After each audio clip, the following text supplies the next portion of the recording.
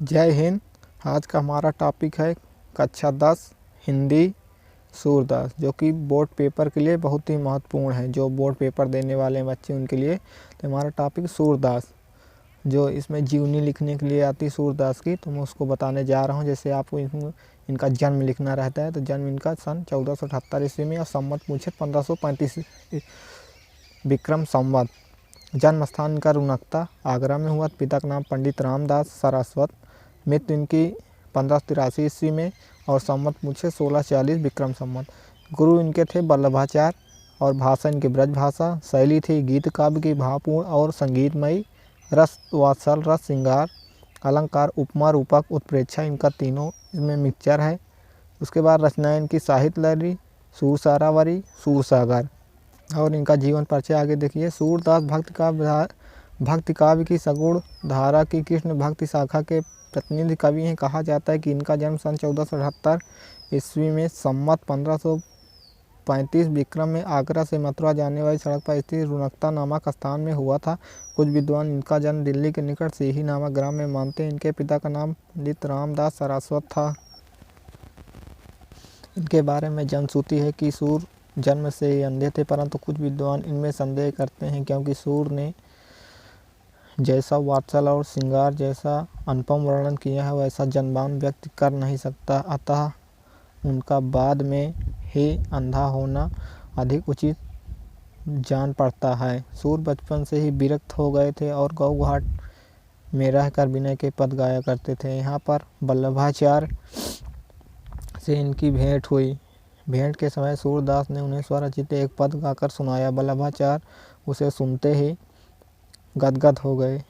सूर वल्लभाचार्य के शिष्य बन गए। वल्लभाचार्य से गुरु शिक्षा लेकर उनके आदेशानुसार सूरदास कृष्ण भक्ति शाखा या कृष्ण लीला का गान करने लगे। बाद में गुरुजी ने इनको गोवर्धन के श्रीनाथ जी के मंदिर में कीर्तन करने का भार सौंप दिया। वल्लभाचार्य के पुत्र विट्ठल नाथ ने 8 कृष्ण भक्त कवियों का एक मंडल बनाया, जिसे अठछाप कहा जाता है। पारसौली नामक स्थान पर चले गए थे। सूरदास अठछाप के प्रमुख और सर्वश्रेष्ठ कवि थे। अपने जीवन के अंतिम दिनों में सूरदास पारसौली नामक स्थान पर चले गए थे। यहीं सन 1853 ईस्वी में संवत 1640 विक्रम संवत के लगभग इनका देहावसान हो गया, मृत्यु हो गई। प्राणांत होने के पूर्व विट्ठल नाथ के पूछने पर उन्होंने अग्रपद गाकर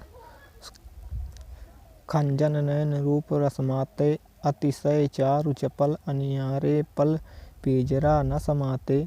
इनका साहित्यिक परिचय देख लीजिए। सूर हिंदी साहित्य के अनुपम कवि हैं। इनका काव्य भाव और कला दोनों ही पक्षों की दृष्टि से उच्च कोटि का काव्य है।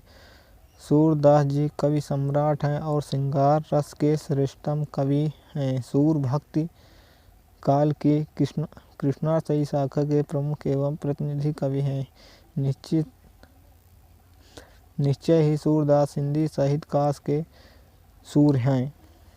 जैसा कि निम्न दोहे से स्पष्ट। सूर सूर तुलसी शशि उद्गन केशव दास, अब के कवि खगोत सम जहाँ तहाँ करत प्रकाश। अस्तु हिंदी साहित्य में सूर का स्थान सर्वोच्च है। रचनाएं सूरदास की प्रमुख रचना सूरसागर है। सूरसागर में उन्होंने 1.25 लाख पदों का गुणगान किया है, किंतु अभी तक केवल 5,500 पद ही प्राप्त हुए। सूरसारावली और साहित्य लहरी भी सूरदास द्वारा रचित अन्य रचनाएं हैं। हाँ तो दोस्तों, आई होप आपको वीडियो समझ में आया होगा। फिर मिलते हैं अगले वीडियो में, तब तक के लिए जय हिंद जय भारत।